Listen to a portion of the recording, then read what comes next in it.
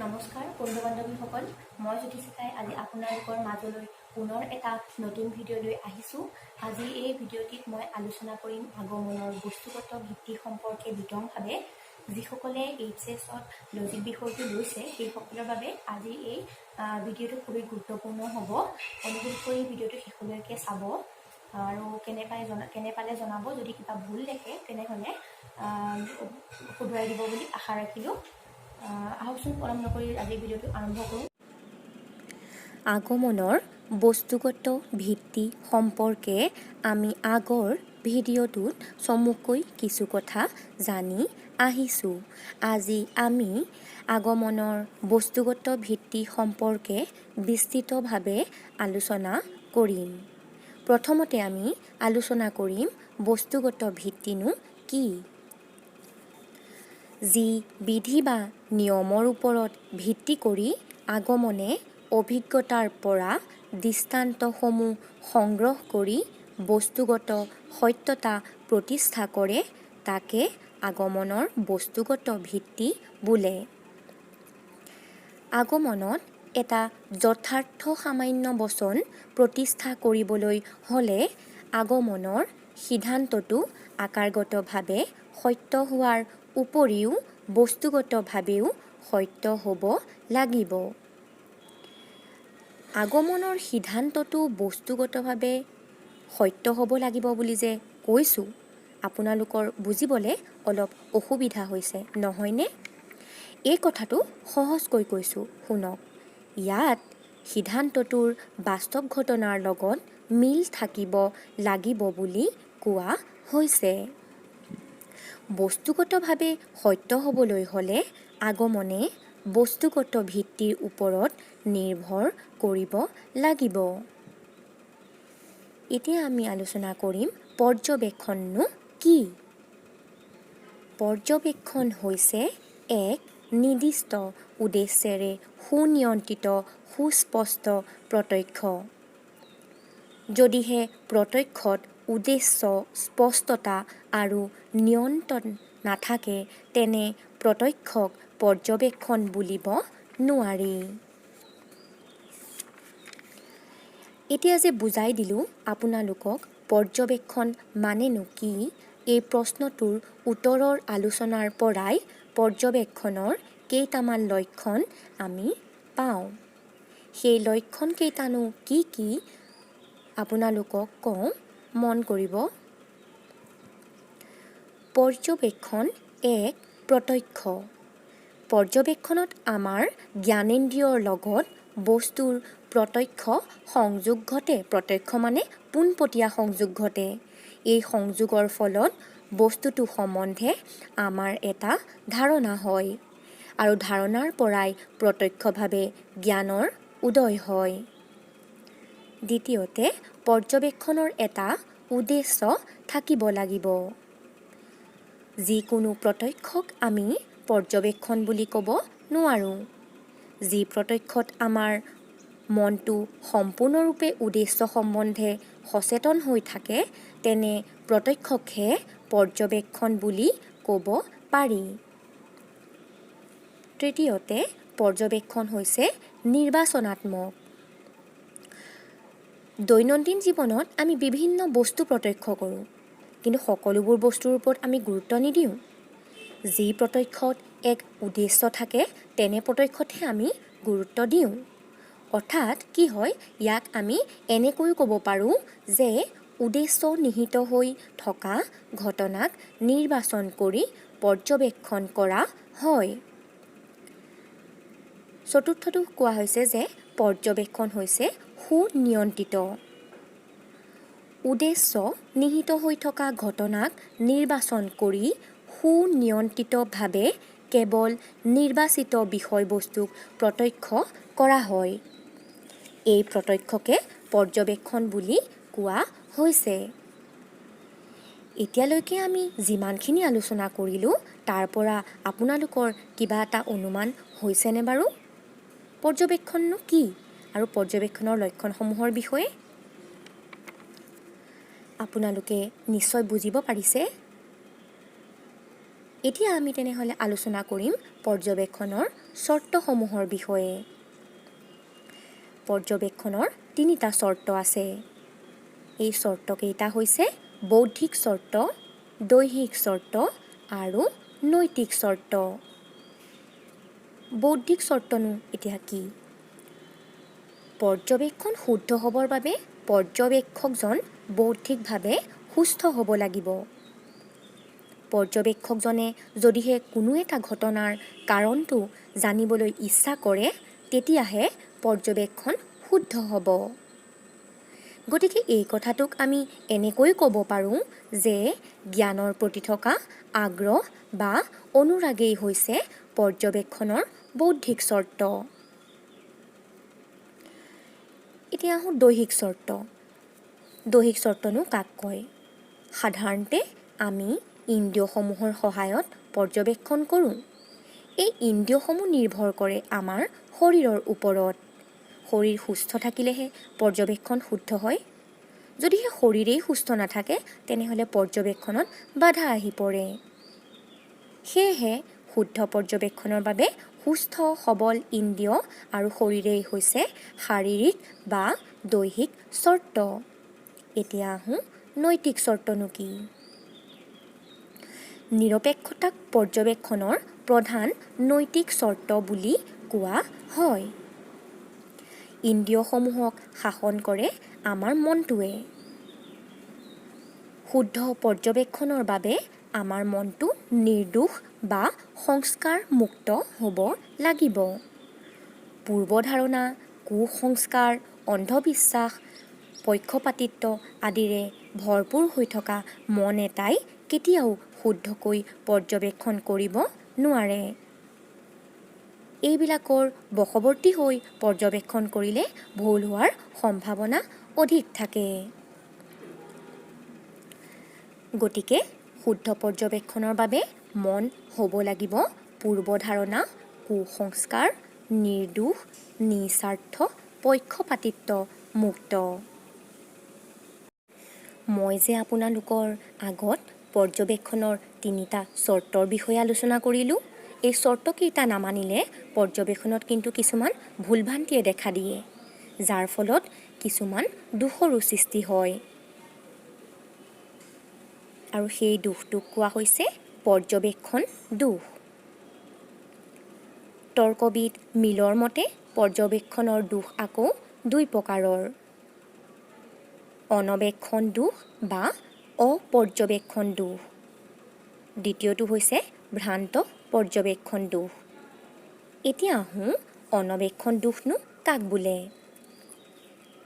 আমি যেতিয়া ঘটনা এটাক পৰ্যবেক্ষণ কৰোঁ, পৰ্যবেক্ষণৰ লগত জড়িত প্ৰাসংগিক দৃষ্টান্তসমূহ বা প্ৰয়োজনীয় বিষয়ক গুৰুত্ব নিদিয়াৰ ফলত যি দোষে দেখা দিয়ে, সেই দোষটোক কোৱা হৈছে অনবেক্ষণ দোষ বা অপৰ্যবেক্ষণ দোষ। বন্ধু-বান্ধৱীসকল, বুজি পাইছেনে অনবেক্ষণ দোষ কাক কয়? যদি বুজি পাইছে, তেনেহ'লে এতিয়া আলোচনা কৰোঁ অনবেক্ষণ দোষৰ প্ৰকাৰ বা ভাগ সম্পৰ্কে। অনবেক্ষণ দোষ আকৌ দুই প্ৰকাৰৰ: প্ৰাসংগিক দৃষ্টান্তৰ অপৰ্যবেক্ষণ দোষ আৰু প্ৰাসংগিক পৰিস্থিতিৰ অপৰ্যবেক্ষণ দোষ।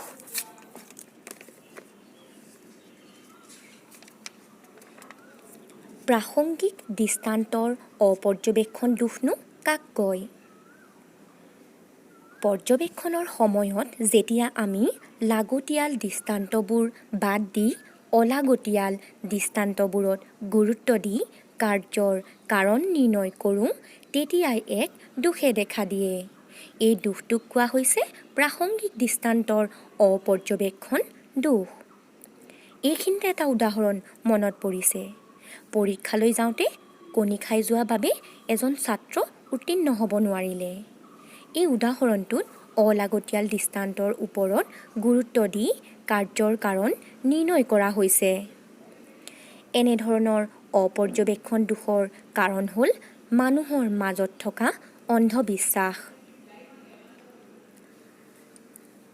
তৃতীয়টো হৈছে প্ৰাসংগিক পৰিস্থিতিৰ অপৰ্যবেক্ষণ দোষ। পৰ্যবেক্ষণ কৰোঁতে সদায় প্ৰাসংগিক সকলোবোৰ ঘটনাক ভালদৰে চালি জাৰি নাচাই মাত্ৰ যিকোনো এটা পূৰ্বৱৰ্তী ঘটনাকে প্ৰধান কাৰণ হিচাপে চিহ্নিত কৰিলে তাক প্ৰাসংগিক পৰিস্থিতিৰ অপৰ্যবেক্ষণ দোষ বুলি কোৱা হয়। এটা উদাহৰণ দিলে আপোনালোকে প্ৰাসংগিক পৰিস্থিতিৰ অপৰ্যবেক্ষণ দোষ সম্পৰ্কে আৰু বেছি ভালদৰে বুজিব পাৰিব। অসমত চোৰ ডকাইতৰ সংখ্যা দিনে দিনে বৃদ্ধি পাইছে, কাৰণ অসমত জনসংখ্যা বহুত বৃদ্ধি পাইছে। এই উদাহৰণটোত আমি জনসংখ্যা বৃদ্ধিকেই চোৰ ডকাইত বৃদ্ধিৰ কাৰণ হিচাপে ধৰি লৈছোঁ। কিন্তু প্ৰকৃততে চোৰ ডকাইত বৃদ্ধি হৈছে পুলিচৰ তৎপৰতা বেছি নোহোৱা কাৰণেহে। এতিয়া আমি আলোচনা কৰিম ভ্ৰান্ত পৰ্যবেক্ষণ দোষৰ বিষয়ে। যি পৰ্যবেক্ষণত ভুল হয়, অৰ্থাৎ এটা বস্তুক আন এটা বস্তু বুলি ভবা হয়, সেই পৰ্যবেক্ষণক ভ্ৰান্ত পৰ্যবেক্ষণ বুলি কোৱা হয়।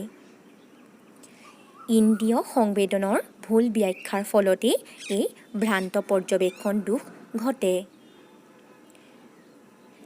উদাহৰণস্বৰূপে, যেতিয়া এজন ব্যক্তিয়ে এডাল ৰছীৰ ঠাইত সাপ প্ৰত্যক্ষ কৰে, তেতিয়াই ভ্ৰান্ত পৰ্যবেক্ষণ দোষৰ সৃষ্টি হয়। এই উদাহৰণটোত প্ৰাকৃতিক পৰিৱেশ আৰু ইন্দ্ৰিয় সংবেদনৰ ভুল ধাৰণাৰ সৃষ্টি হৈছে। ভ্ৰান্ত পৰ্যবেক্ষণ দোষ নহ'বৰ বাবে প্ৰাকৃতিক পৰিৱেশ আৰু ইন্দ্ৰিয়সমূহ যথোপযুক্ত হ'ব লাগে। এই ভ্ৰান্ত পৰ্যবেক্ষণ দোষক আকৌ আৰু দুটা ভাগত ভাগ কৰা হৈছে: ব্যক্তিগত ভ্ৰান্ত পৰ্যবেক্ষণ আৰু সাৰ্বজনীন ভ্ৰান্ত পৰ্যবেক্ষণ। ব্যক্তিগত ভ্ৰান্ত পৰ্যবেক্ষণনো কাক কয়? যি ভ্ৰান্ত পৰ্যবেক্ষণ ব্যক্তি বিশেষৰ ক্ষেত্ৰত সংঘটিত হয়, তাকেই কোৱা হৈছে ব্যক্তিগত ভ্ৰান্ত পৰ্যবেক্ষণ। ব্যক্তিগত ভ্ৰান্ত পৰ্যবেক্ষণ সকলোৰে ক্ষেত্ৰত নহয়। কোনো এজন ব্যক্তিৰ ক্ষেত্ৰত এনে ভ্ৰান্তি হ'ল বুলিয়ে সকলোৰে ক্ষেত্ৰত নহ'বও পাৰে। এটা উদাহৰণ দিওঁ, ৰছীক সাপ বুলি দেখা। এতিয়া আলোচনা কৰোঁ সাৰ্বজনীন ভ্ৰান্ত পৰ্যবেক্ষণ। যি ভ্ৰান্ত পৰ্যবেক্ষণ সকলো ব্যক্তিৰ ক্ষেত্ৰত সংঘটিত হয়, তাকেই কোৱা হৈছে সাৰ্বজনীন ভ্ৰান্ত পৰ্যবেক্ষণ। সাৰ্বজনীন ভ্ৰান্ত পৰ্যবেক্ষণৰ এটা উদাহৰণ দিওঁ, চলন্ত ৰেলগাড়ীত বহি থকা সকলো মানুহে সন্মুখৰ বস্তুবোৰক বেগাই বিপৰীত ফালে যোৱা যেন দেখে।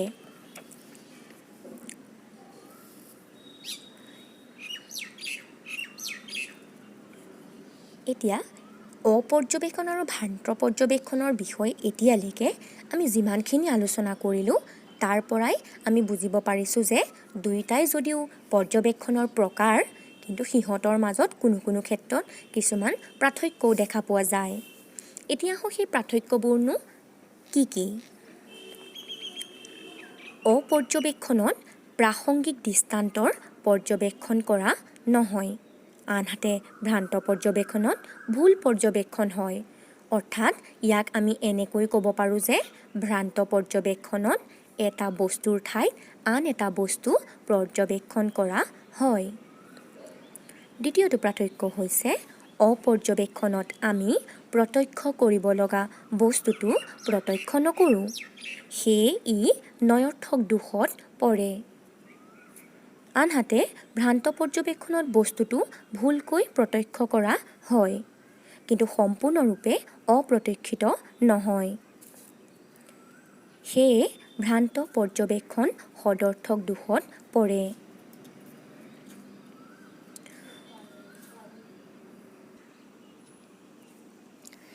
অপৰ্যবেক্ষণ আৰু ভ্ৰান্ত পৰ্যবেক্ষণ এই দুয়োটা ভাগেই আগমনৰ বস্তুগত ভিত্তি। পৰ্যবেক্ষণ শুদ্ধ হ'লেহে তাৰ পৰা এটা শুদ্ধ সিদ্ধান্ত পাব পাৰি। সেয়েহে পৰ্যবেক্ষণ সদায় সতৰ্কতাৰে কৰিব লাগে। এতিয়া আমি আলোচনা কৰিম পৰ্যবেক্ষণৰ প্ৰকাৰ সম্পৰ্কে। নিৰীক্ষণ আৰু পৰীক্ষণ হৈছে পৰ্যবেক্ষণৰ ভাগ। নিৰীক্ষণ আৰু পৰীক্ষণক আগমনৰ বস্তুগত ভিত্তি বুলি কোৱা হয়। কিন্তু কিয় নিৰীক্ষণ আৰু পৰীক্ষণক আগমনৰ বস্তুগত ভিত্তি বুলি কোৱা হয় সেই সম্পৰ্কে জানিবলৈ হ'লে আমি আগতীয়াকৈ আলোচনা কৰিব লাগিব নিৰীক্ষণ আৰু পৰীক্ষণনো কি। এতিয়া আলোচনা কৰোঁ নিৰীক্ষণনো কি। আমি দৈনন্দিন জীৱনত নিৰীক্ষণ শব্দটো প্ৰায়ে ব্যৱহাৰ কৰোঁ। কিবা এটা বস্তু বা কথা প্ৰত্যক্ষ কৰা অৰ্থতে নিৰীক্ষণ শব্দটো ব্যৱহাৰ কৰা হয়। কিন্তু এই নিৰীক্ষণ শব্দটোৰ প্ৰকৃত অৰ্থ আপোনালোকে বা মই ভবাতকৈ কিন্তু পৃথক। এই নিৰীক্ষণ শব্দটোৰ ইংৰাজী প্ৰতিশব্দ হৈছে অবজাৰভেশ্যন। এই শব্দটো অব আৰু ছাৰ্ভেৰ দুটা শব্দৰ পৰা উৎপত্তি হৈছে। অব মানে আগত আৰু ছাৰ্ভেয়াৰ মানে ৰখা বা ধৰা। গতিকে এই নিৰীক্ষণ শব্দটোৰ ব্যুৎপত্তিগত অৰ্থ হৈছে মনৰ আগত বা মনত কোনো কথা ৰখা বা ধৰা।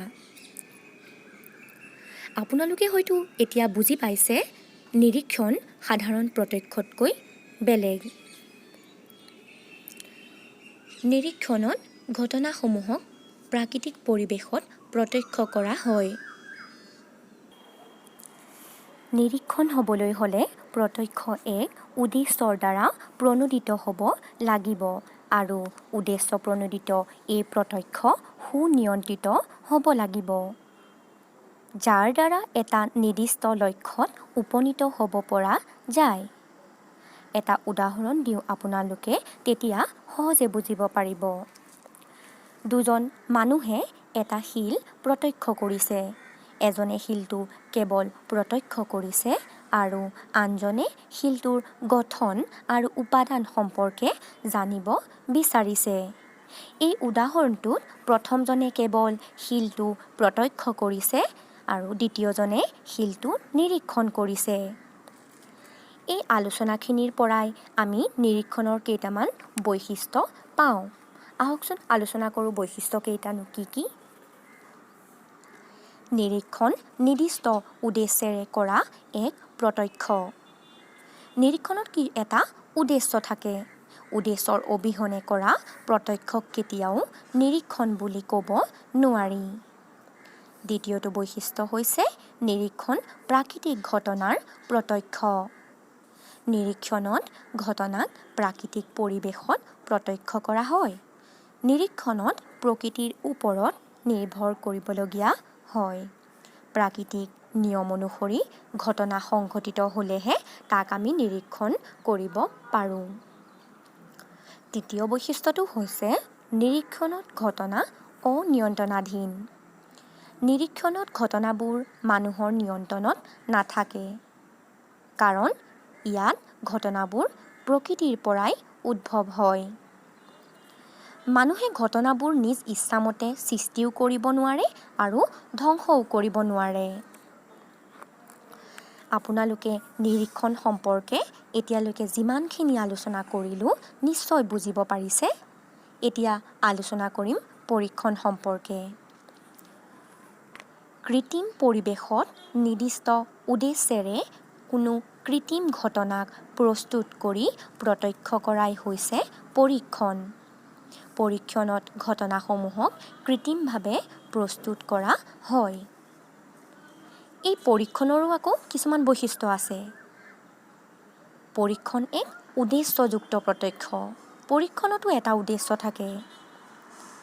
পৰীক্ষণ হৈছে কৃত্ৰিম ঘটনাক কৰা প্ৰত্যক্ষ, অৰ্থাৎ পৰীক্ষণত প্ৰত্যক্ষৰ বিষয়বস্তু কৃত্ৰিমভাৱে প্ৰস্তুত কৰি লোৱা হয়। ইয়াত বৈজ্ঞানিক যন্ত্ৰ-পাতিৰ সহায়ত কৃত্ৰিমভাৱে তৈয়াৰ কৰা ঘটনাবোৰ প্ৰত্যক্ষ কৰোঁতে প্ৰকৃতিৰ ওপৰত নিৰ্ভৰ কৰিব নালাগে।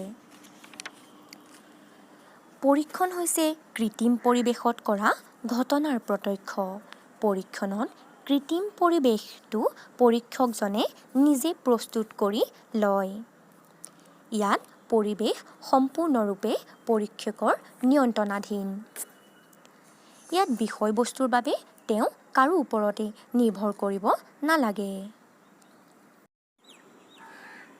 এতিয়া আমি আলোচনা কৰিম নিৰীক্ষণ আৰু পৰীক্ষণৰ মাজত থকা সম্পৰ্কৰ বিষয়ে। আমি আগতেই পাই আহিছোঁ যে নিৰীক্ষণ আৰু পৰীক্ষণ দুয়োটাই পৰ্যবেক্ষণৰ ভাগ। নিৰীক্ষণ আৰু পৰীক্ষণ দুয়োটাই উদ্দেশ্যমূলক ঘটনাৰ প্ৰত্যক্ষ। প্ৰাকৃতিক পৰিৱেশ বা কৃত্ৰিম পৰিৱেশ যিয়েই নহওক, সকলোতে ঘটনাৰ অন্তৰালত এটা উদ্দেশ্য থাকে। দ্বিতীয়তে, নিৰীক্ষণ আৰু পৰীক্ষণ উভয়েই সুনিয়ন্ত্ৰিত প্ৰত্যক্ষ। ইয়াত প্ৰাসংগিক ঘটনাৰ ওপৰত মনটোক নিবদ্ধ কৰি ঘটনাক মনোযোগেৰে প্ৰত্যক্ষ কৰা হয়। তৃতীয়তে, নিৰীক্ষণ আৰু পৰীক্ষণ দুয়োটাতে প্ৰত্যক্ষৰ বিষয়বস্তু নিৰ্বাচন কৰি লোৱা হয়। নিৰীক্ষণ আৰু পৰীক্ষণৰ মাজত যদিও কিছুমান সাদৃশ্য দেখা যায়, কিন্তু ইহঁতৰ মাজত কিছুমান বৈসাদৃশ্য বা পাৰ্থক্যও থাকে। এতিয়া সেই পাৰ্থক্যখিনিনো কি আমি আলোচনা কৰোঁ। নিৰীক্ষণৰ বিষয়বস্তু প্ৰকৃতিয়ে যোগান ধৰে। সেই নিৰীক্ষণৰ বিষয়বস্তু হৈছে প্ৰাকৃতিক ঘটনা। আনহাতে পৰীক্ষণৰ বিষয়বস্তু কৃত্ৰিম পৰিৱেশত কৃত্ৰিমভাৱে প্ৰস্তুত কৰি লোৱা হয়। সেই পৰীক্ষণৰ বিষয়বস্তু হৈছে কৃত্ৰিম ঘটনা। তৃতীয়তে, নিৰীক্ষণত ঘটনাক প্ৰাকৃতিক পৰিৱেশত প্ৰত্যক্ষ কৰা হয়। আনহাতে পৰীক্ষণত ঘটনাক কৃত্ৰিম পৰিৱেশত প্ৰত্যক্ষ কৰা হয়। নিৰীক্ষণত পৰিৱেশ নিৰীক্ষকে সলনি কৰিব নোৱাৰে। সেয়ে যি পৰিৱেশত ঘটনাটো ঘটে তেনেকৈয়ে ঘটনাটো নিৰীক্ষণ কৰিব লগা হয়, অৰ্থাৎ নিৰীক্ষকৰ নিয়ন্ত্ৰণত নাথাকে।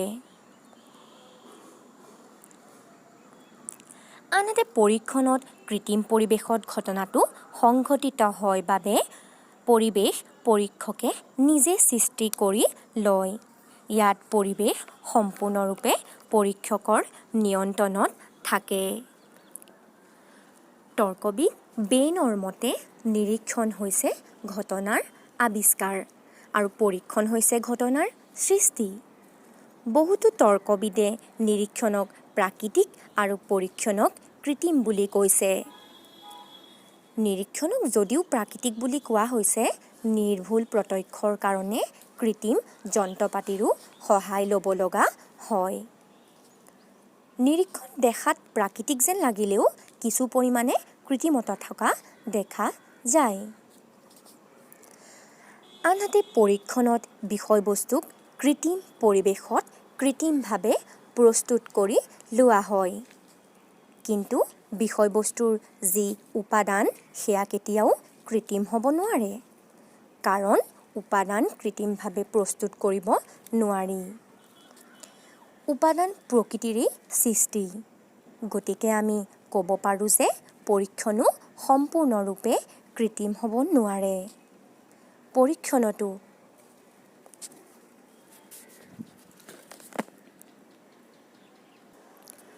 ষ্টক নামৰ তৰ্কবিদজনকে ধৰি আন কিছুমান তৰ্কবিদে নিৰীক্ষণক নিষ্ক্ৰিয় অভিজ্ঞতা আৰু পৰীক্ষণক সক্ৰিয় অভিজ্ঞতা বুলি কৈছে।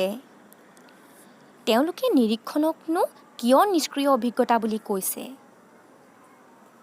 নিৰীক্ষণত আমি প্ৰকৃতিৰ ওপৰত নিৰ্ভৰ কৰোঁ। সেই প্ৰকৃতিৰ কাম-কাজবোৰত আমি হস্তক্ষেপ কৰিব নোৱাৰোঁ। ঘটনাবোৰ যিদৰে ঘটে তেনেকৈয়ে প্ৰত্যক্ষ কৰা হয়। সেয়ে নিৰীক্ষণক নিষ্ক্ৰিয় অভিজ্ঞতা বুলি কোৱা হৈছে। আনহাতে পৰীক্ষণক সক্ৰিয় অভিজ্ঞতা বুলি কোৱা হৈছে। কাৰণ পৰীক্ষণত বিষয়বস্তু কৃত্ৰিম পৰিৱেশত কৃত্ৰিমভাৱে প্ৰস্তুত কৰা হয়। ইয়াত পৰীক্ষকজন সক্ৰিয় হৈ থাকিব লাগে। নিষ্ক্ৰিয়ভাৱে কোনো ঘটনা বা পৰিৱেশ সৃষ্টি কৰিব নোৱাৰি।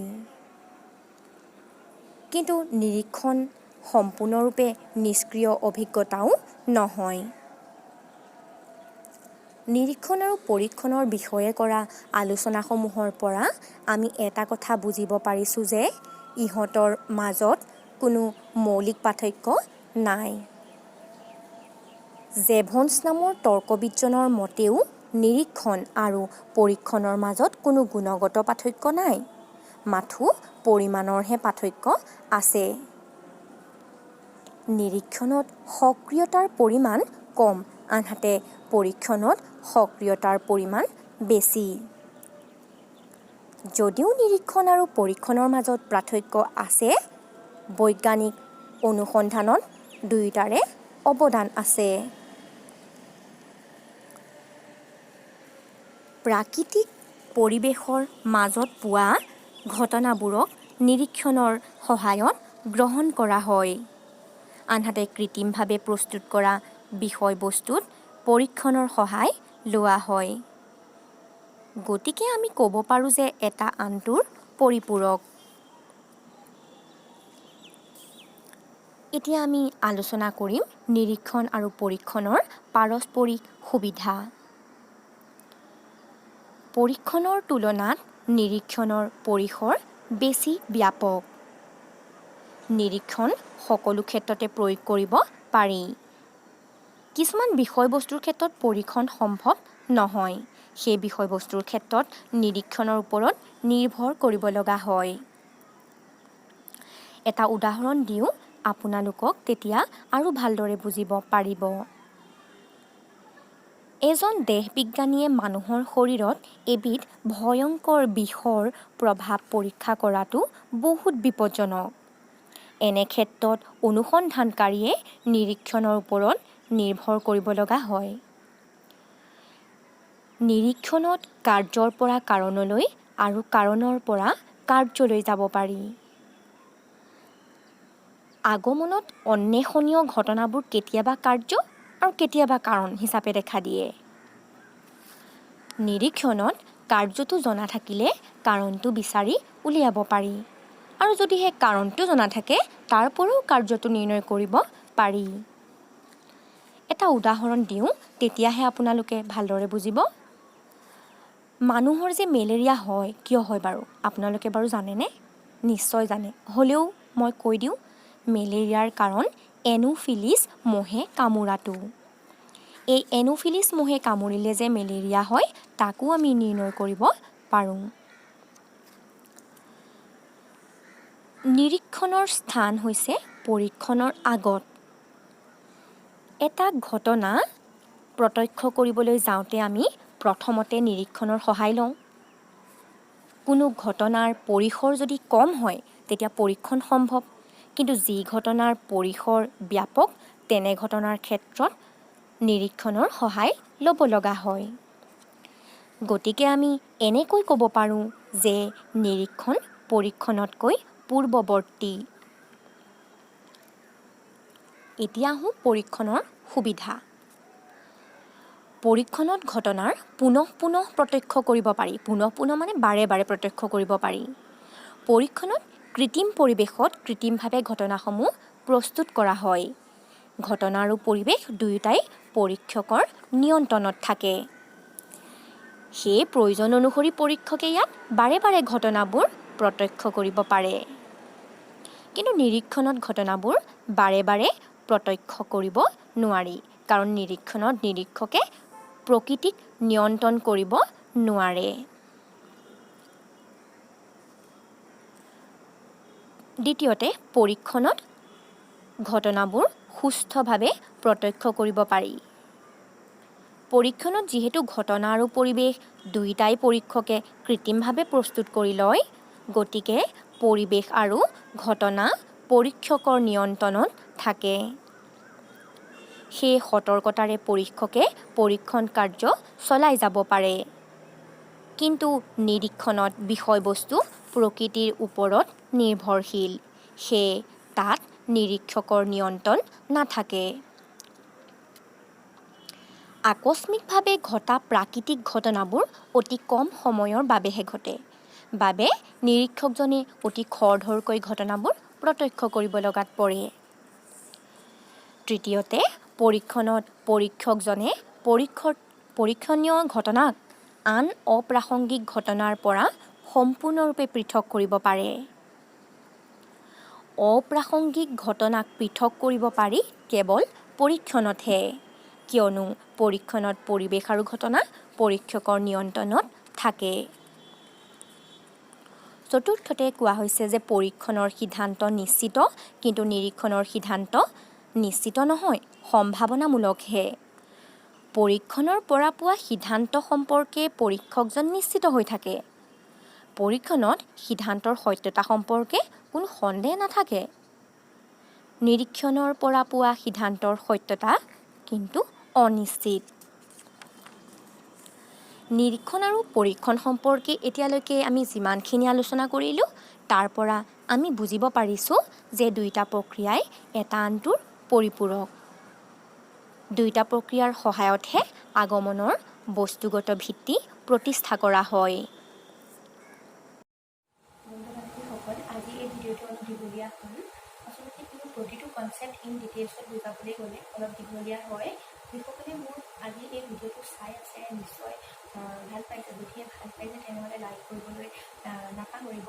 আৰু যিসকলে আজি প্ৰথমবাৰ বাবে মোৰ এই ভিডিঅ'টো চাইছে আৰু সেইসকলে মোৰ আগৰ কেইটা ভিডিঅ' চাবৰ কাৰণে ওপৰৰ আই বটনটোত ক্লিক কৰিব, তেতিয়া মোৰ আগৰ গোটেইকেইটা ভিডিঅ' চাবলৈ পাব। আজিলৈ ইমানেই।